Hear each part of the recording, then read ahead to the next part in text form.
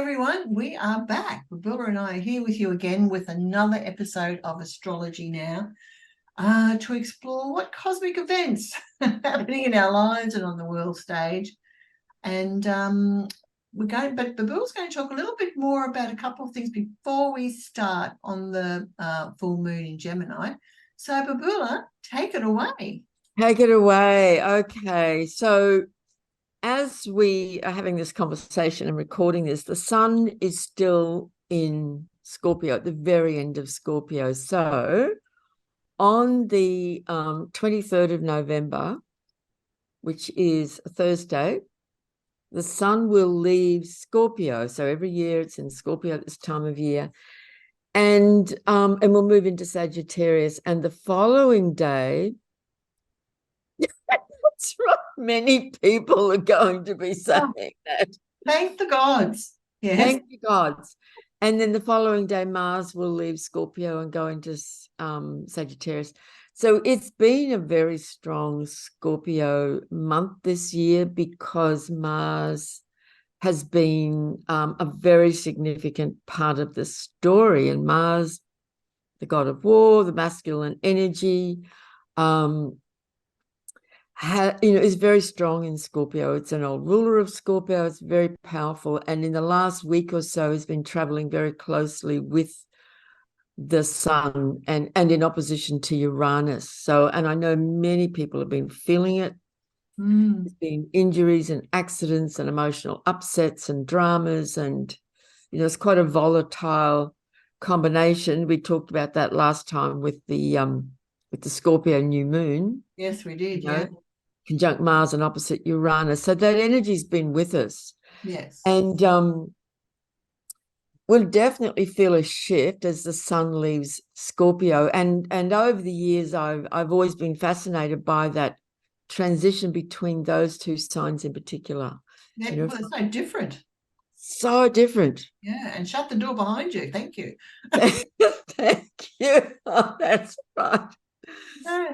Yeah, so, Scorpio is deep, deep, deep water, deep movement of emotions. And, as you know, I live with two young children, my grandchildren, and one of them in particular has been really emotional and volatile and upset about almost everything. And there's just been these emotional eruptions because little children don't have the kind of inhibitive filters that we adults have, so they just let it all rip. Yeah. And some adults do too. Well, yes, exactly. And that's the thing about Scorpio, if we keep holding it all in, at some point that energy will erupt in some way. And if we don't cooperate with it and find creative and healthy outlets to release that pent-up emotional psychic energy, it can erupt internally and cause all sorts of problems in the psyche, health, and so on. Or it can really unleash itself on relationships and damage relationships and that kind of thing. Yeah, so it could be like an imploding energy if you don't deal with it, process it. Yeah.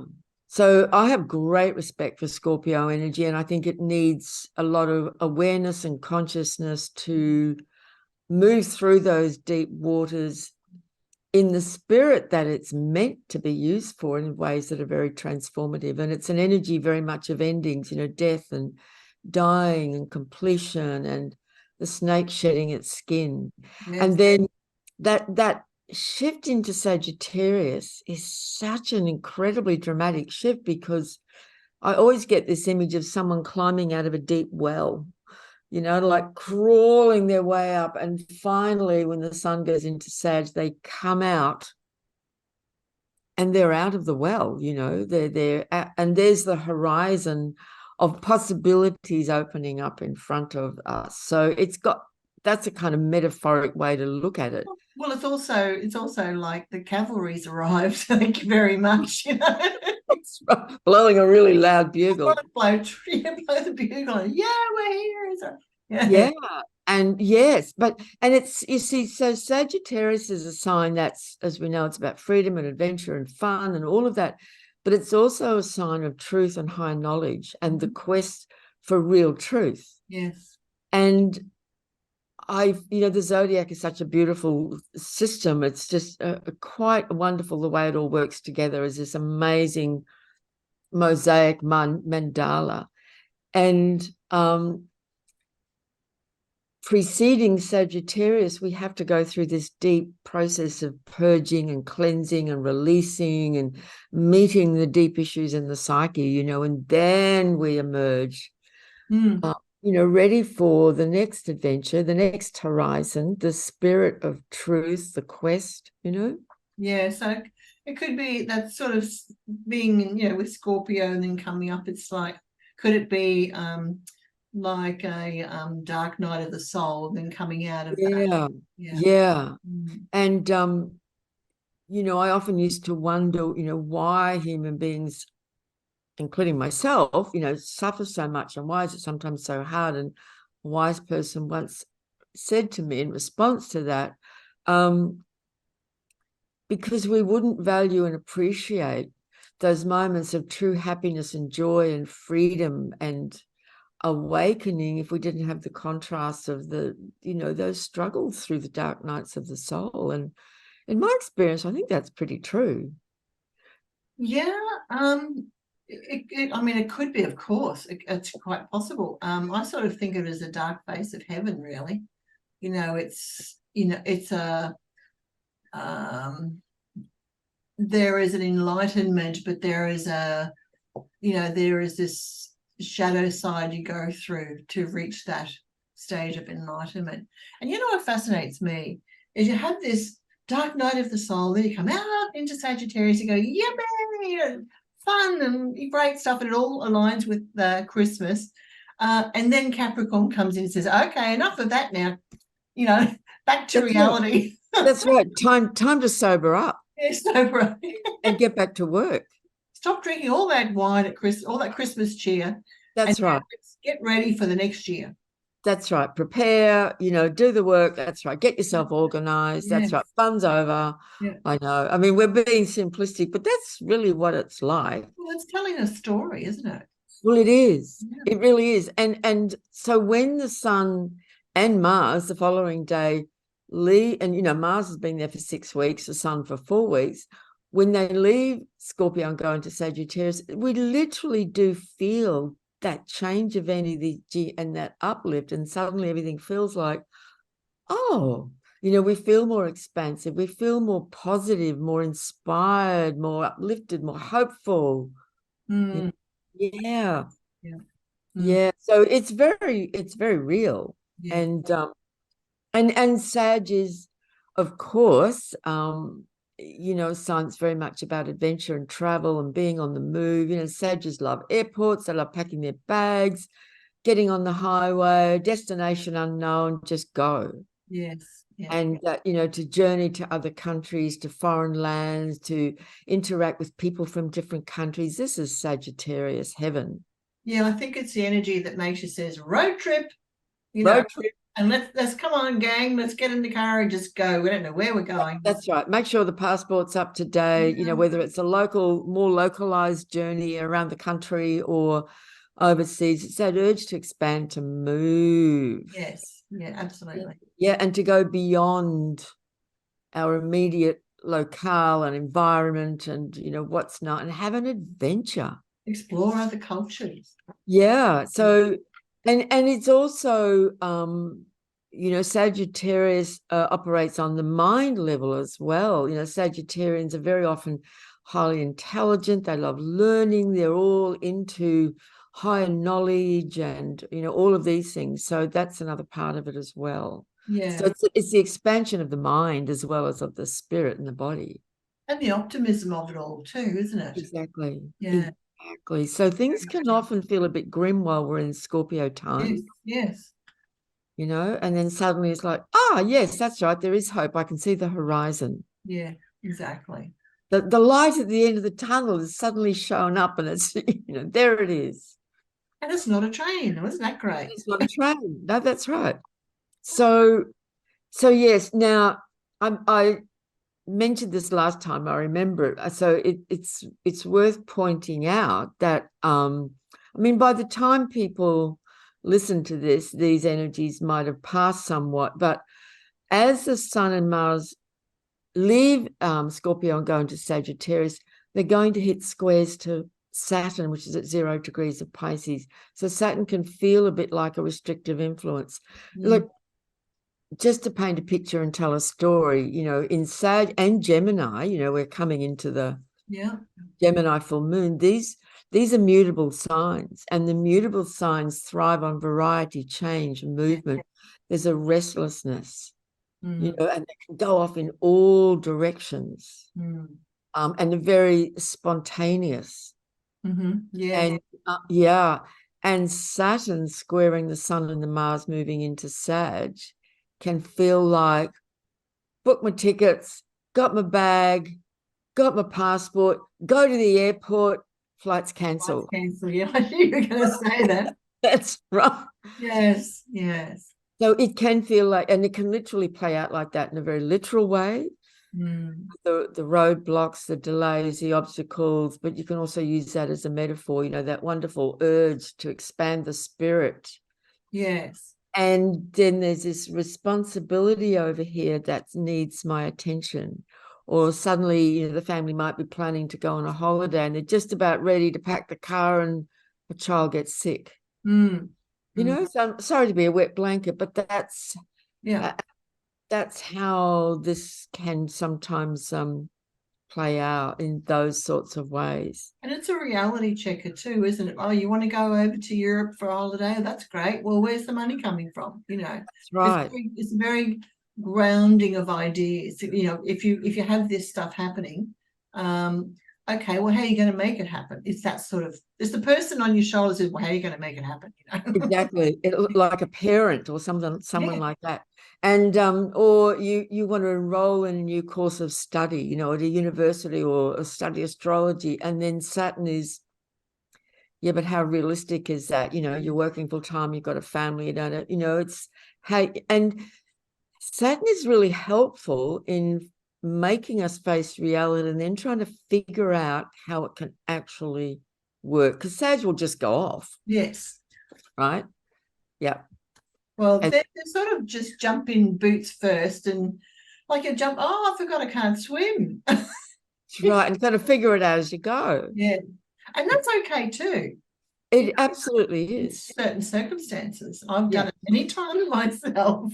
Exactly. Yeah, I have too. You just take off. Yes. Yeah. I know. So then that brings us to the full moon, which is connected to this energy on the 27th of November, Monday evening, 7:16 Queensland time. That'll be like 8:15 in the southern states. We have the full moon.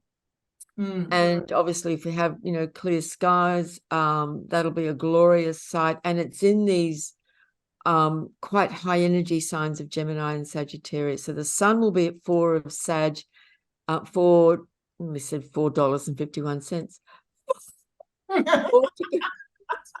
Don't know why. 4 degrees and 51 minutes of Sag opposite the full moon at 4 degrees and 51 minutes of Gemini. And for some people, that actually sits right across an important axis in my chart.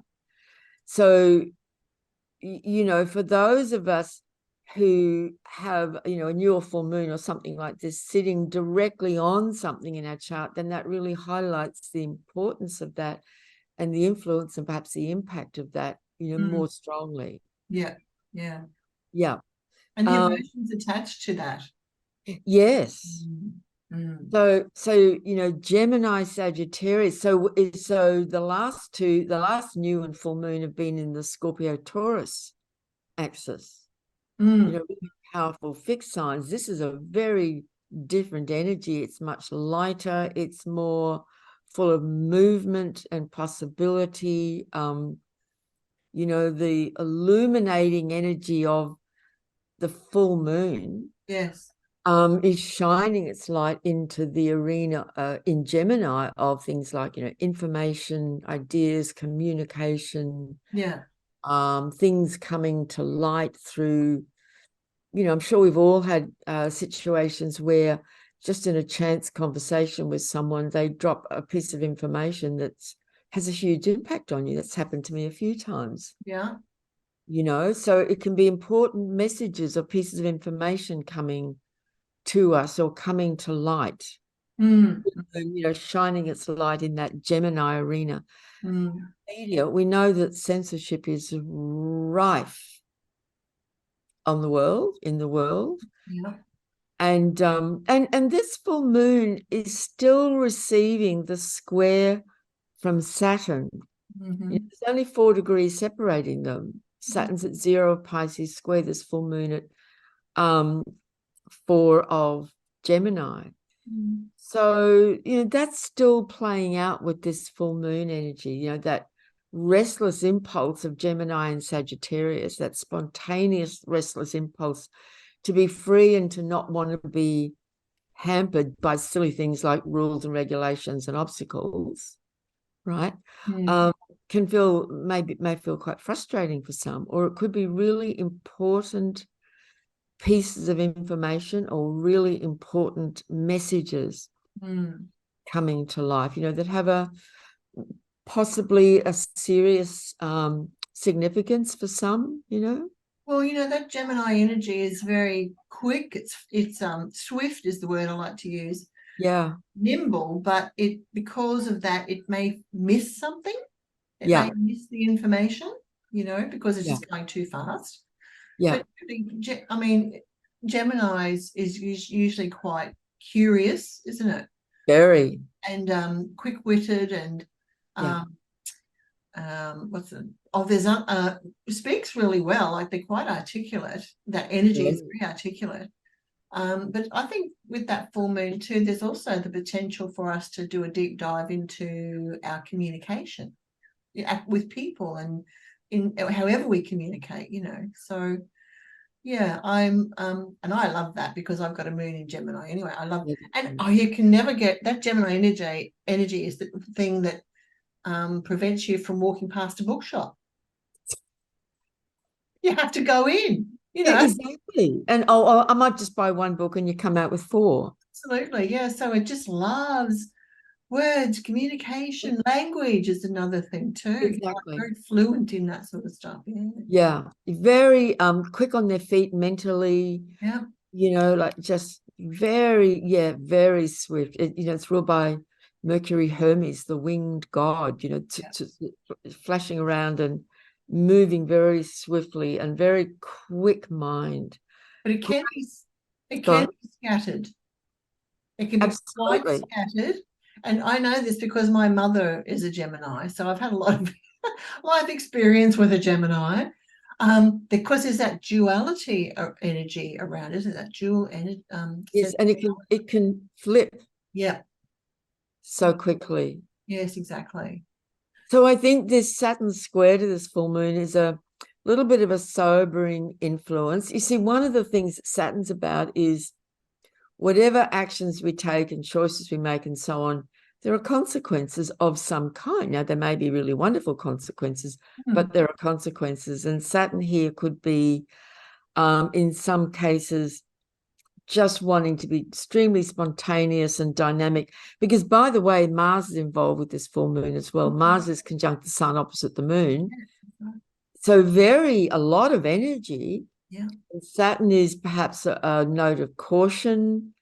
Be aware of if you say certain things, there might be some consequences. It might have an impact on relationships. Yes, don't rush into things is another thing. Exactly. Check your facts. Gemini, like if you have to sign a document, read it pretty carefully. Get someone to check it.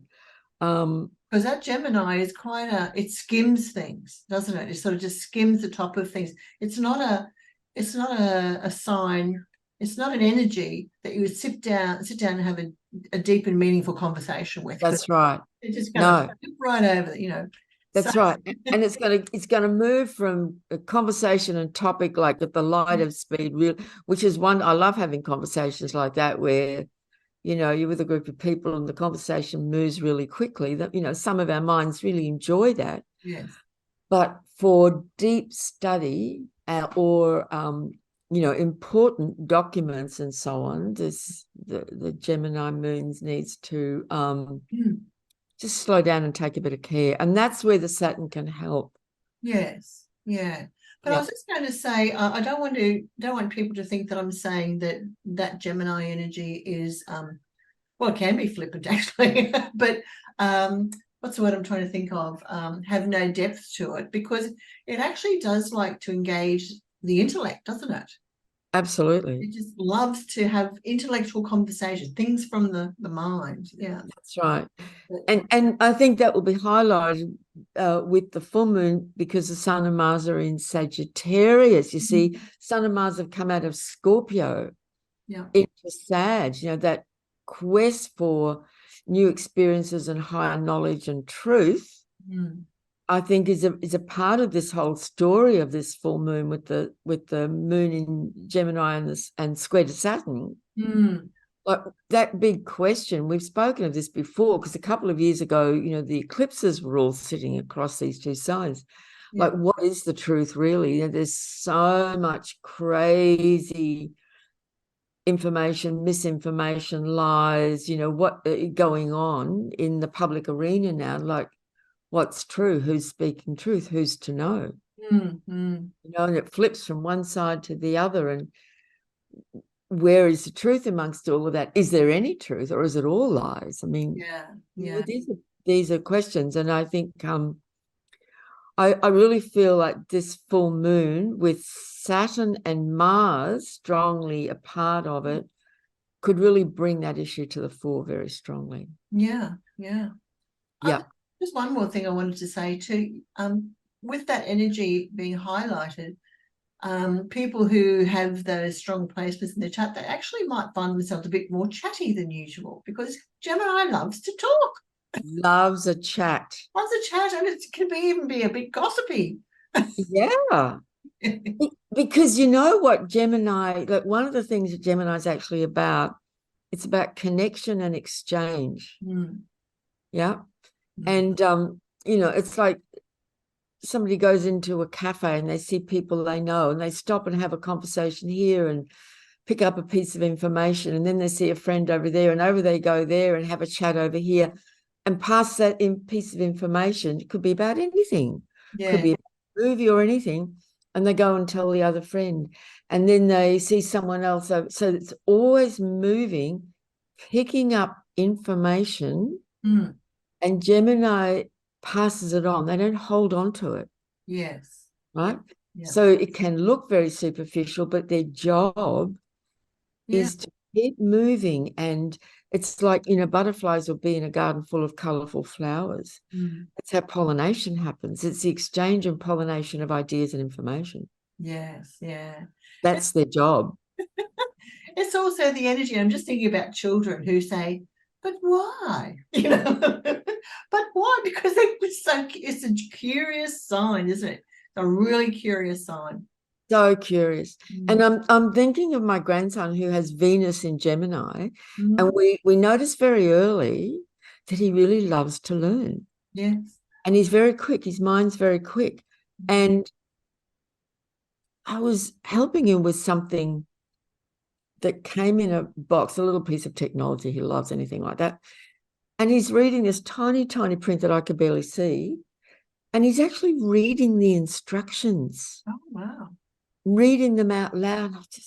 I knew he was learning to read, but he's 6. Yes, yeah. And it's because the Venus in Gemini loves learning stuff, and he wants to know, you see. Yeah, very inquisitive. So that people with Gemini influences, they come in with that thirst for information, that love of words and language. So reading just blows. And I said to him when he was really young, I said, you're going to love learning to read and write, because it just opens up a whole new universe. Yes, it does. Yeah, that's right. And I think you can also always tell when you're talking to a Gemini too, because they can be quite charming.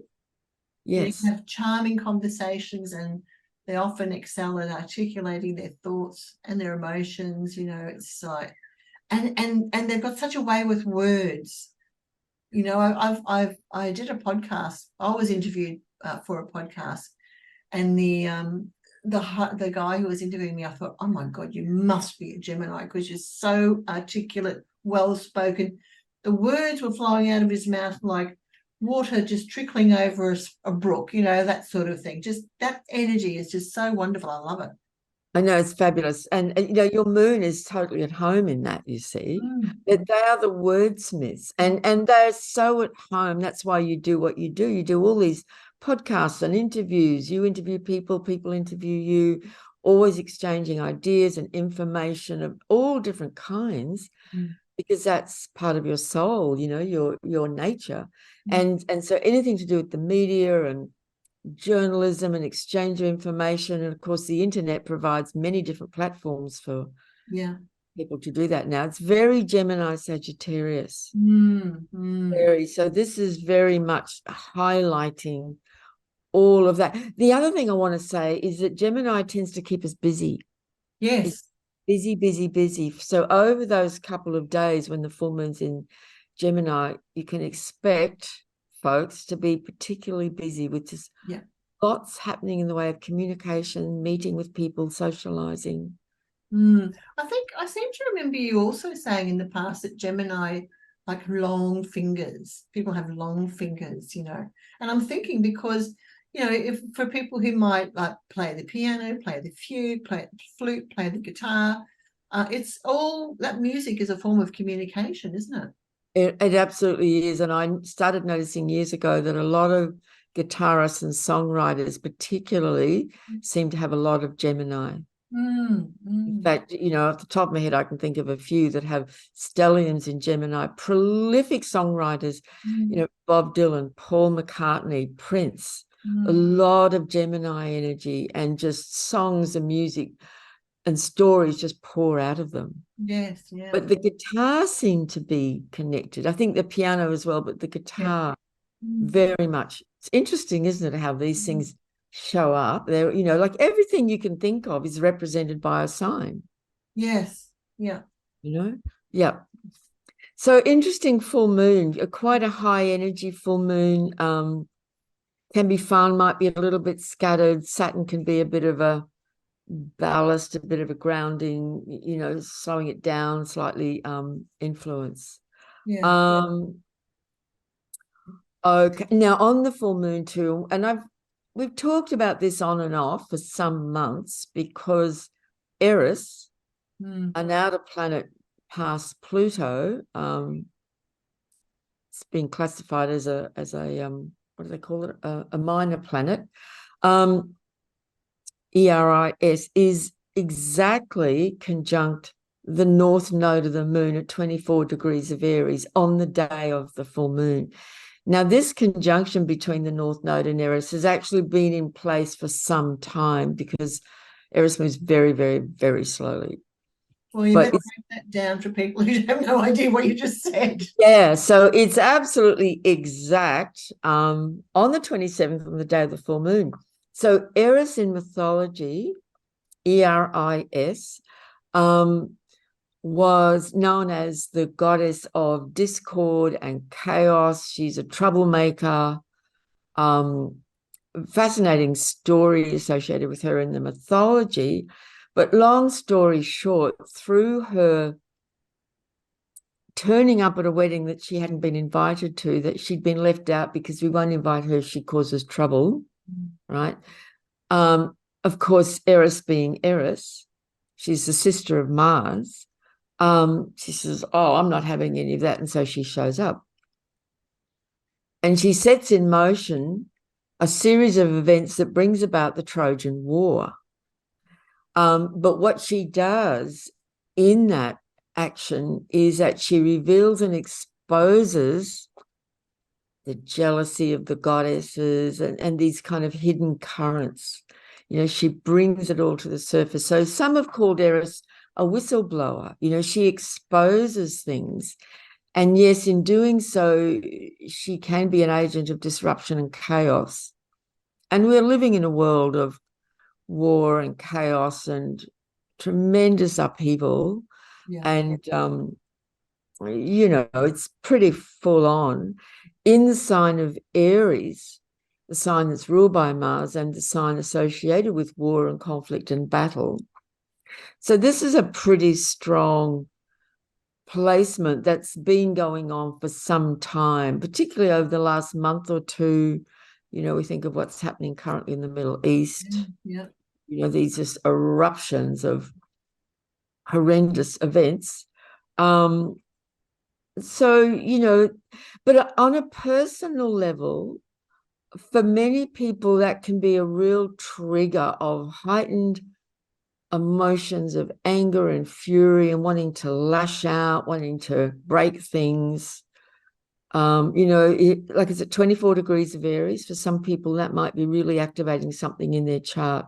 I think it's just something to be aware of. We might be very reactionary, just great flare-ups, like somebody striking a match and starting a wildfire, that kind of energy. Yes. Yeah, I've been caught up in a few of those. Right. Yes, I'm seeing it around as well. Yeah. And and because it's in my daily reality, my gorgeous grandson, who's very fire, he's been having a lot of emotional outbursts, and there's been a lot of anger. But once it all comes out and he has a big cry, he's his gorgeous, sweet, divine, funny self again. But it's just, and I understand it. Because I understand it, I'm not taking it personally at all. Yes. And it can be the slightest thing that can just, yeah. And children don't hold back on things like that. So they're beautiful in that way. They don't care. Yes. Yeah. It's like a real pure expression of that energy. So I just wanted to mention that because some people will be really feeling that. Then moving on, as we come to the end of November and move into December, Mercury, which has been in Sagittarius, is going to move into Capricorn. So Mercury, our thinking mind, operates in a more sober, pragmatic, serious, organized way. And long-term too. Yes. Like long-term plans and goals. Capricorn ruled by Saturn. It's it's long. It's not fast. That's right. Yes, and it's enduring, and it's like having these goals in front of us and always staying on track and always seeing the goal, but knowing that it could be quite a way away. That's right. And staying absolutely focused. Yeah. So this can be a great period of 3.5 weeks with Mercury in Capricorn. Well, it's actually going to be there longer, and I'll explain why shortly. Really, if we're needing to do anything that requires focus, Mercury in Capricorn is right. Yep. I'll help you with that. I know all about that. Focusing on the goal and taking whatever steps are required to get you there. Yes. Being very pragmatic and organized about it. And, it's a little serious. The sun is in Sagittarius, Mars will be in Sagittarius, had the Gemini Sag full moon, and then Mercury moves into Capricorn. Yeah. So, there's many ways that will play out for people. But now, just while I'm talking about it, on the 13th of December, so around 10 or 11 days later, Mercury's going to appear to stop, be stationary, and turn backwards and start another retrograde phase for 3 weeks. Oh, what was that? 13th of December. Yeah. So it goes into Capricorn on the 2nd, gets to 8 on the 13th, and turns back. And he will actually go back into Sagittarius. Oh, okay. That's crossing the signs. And that'll be like a 3-week. It's always 21, 22, sometimes 23 days. And he turns direct again. It's very early in January. I can't remember the date, 1st, 2nd, something like that. We actually, once Mercury turns direct again in very early January, basically we start the new year, no planets retrograde. Yay. There's about 2 months or so, maybe even 2.5 from memory, where they're all in forward direction. Oh, getting on with it, hey? Getting on with it, all right? Exactly. So 5th of December, Venus, who is currently in very happily in the sign of Libra, will move into Scorpio. Yes. Right? Now, currently and on the full moon, we have Eris on the north node in Aries, Venus on the south node in Libra. So Venus in her own sign is actually on the south node. Mm. And so there's this whole balancing story going on between the immediate sense of urgency of Aries, to move and do it now and push forward and do your own thing and be independent.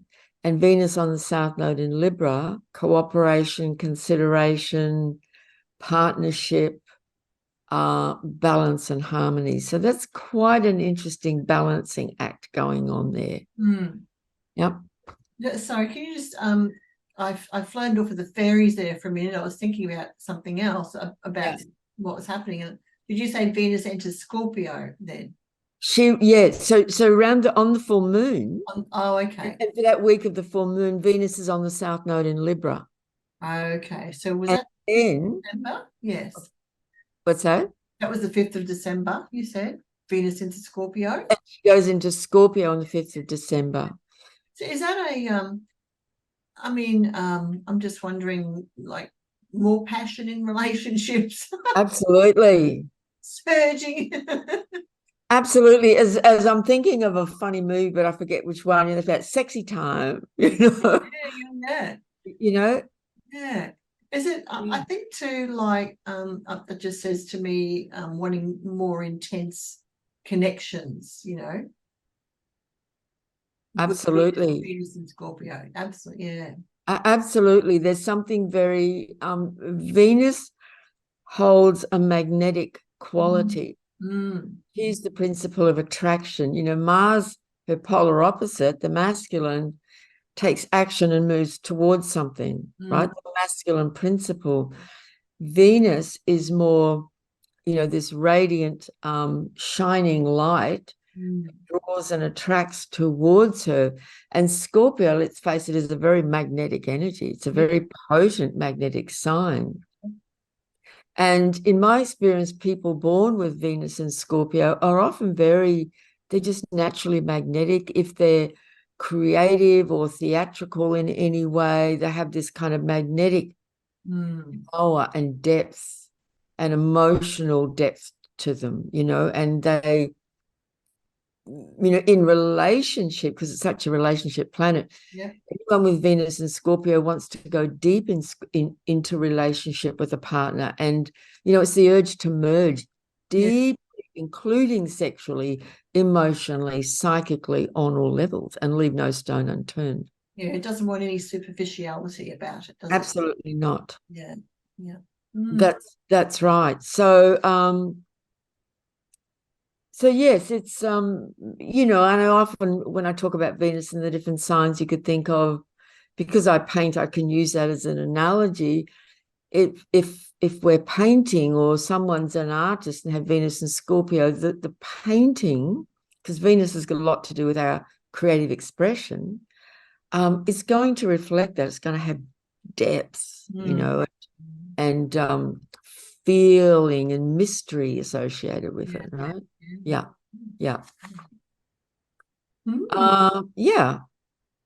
So, for some, that could be they meet someone and there's that powerful magnetic pull and attraction. Yeah. Yeah, absolutely. Now, then on the 6th, so there's quite a lot happening in that first week. Mercury goes into Capricorn, Venus moves into Scorpio a couple of days later, and Neptune on the 6th is stationary. Well, Neptune's going to be stationary like for a good week, almost 2 weeks, at 24 degrees of Pisces. And technically on the 6th, Neptune will begin to move direct. Neptune's been retrograde for about 5.5 months.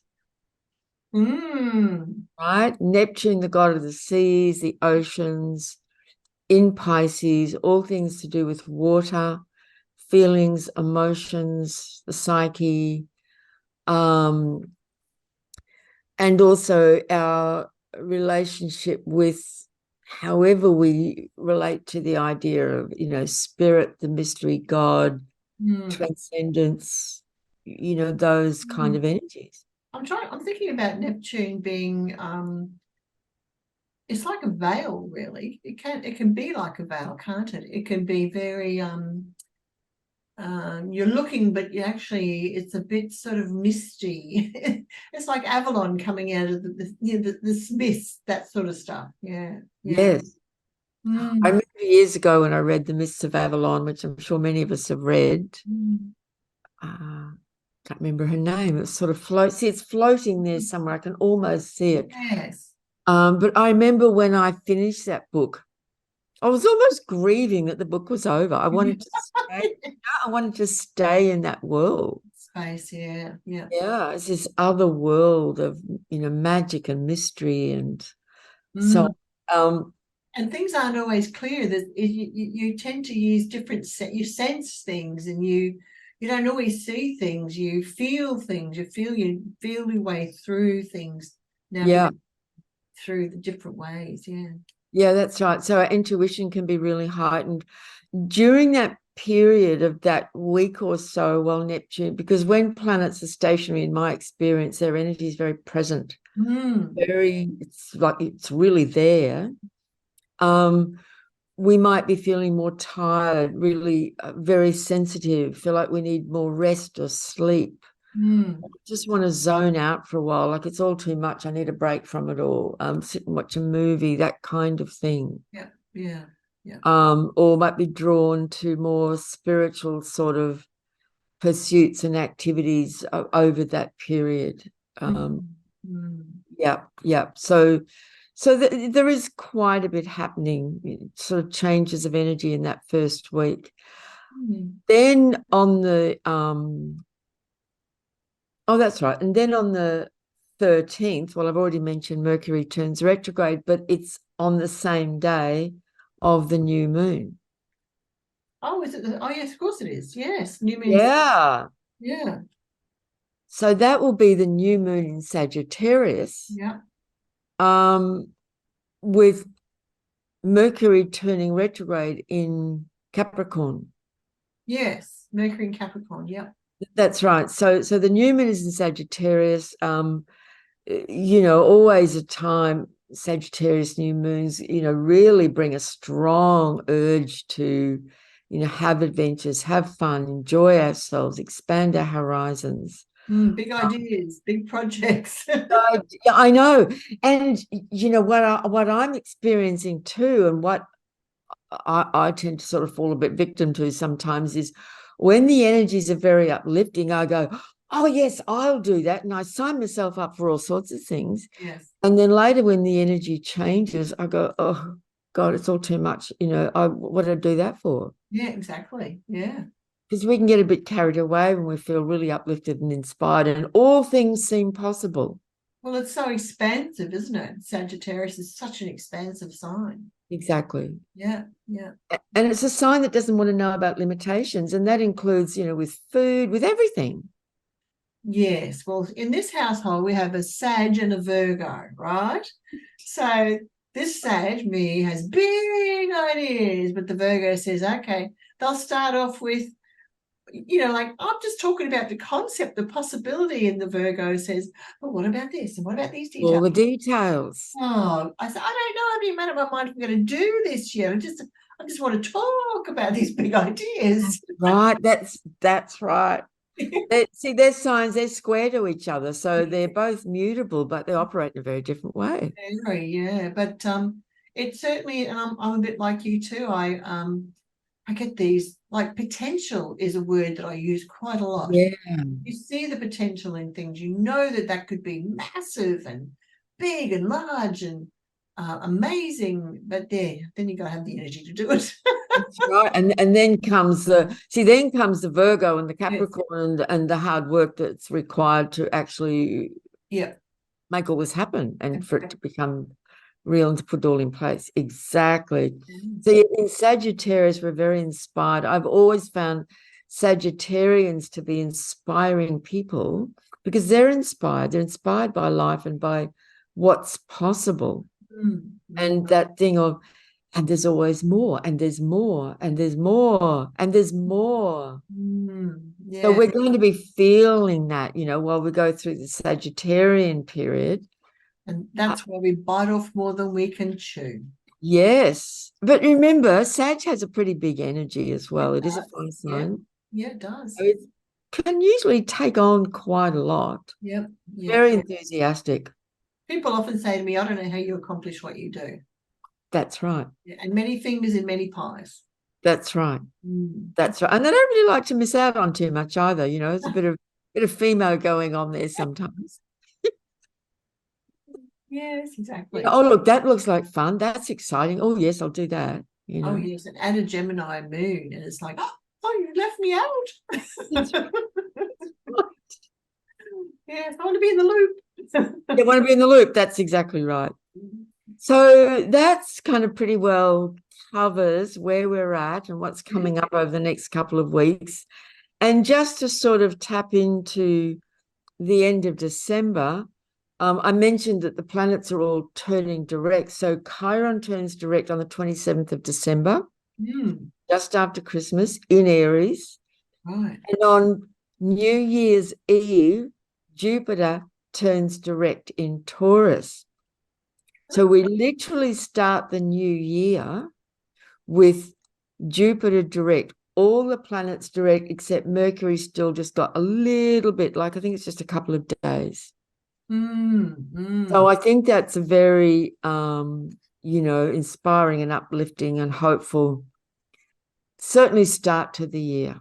Yes, and to know more about that, of course, people tune into our next episode.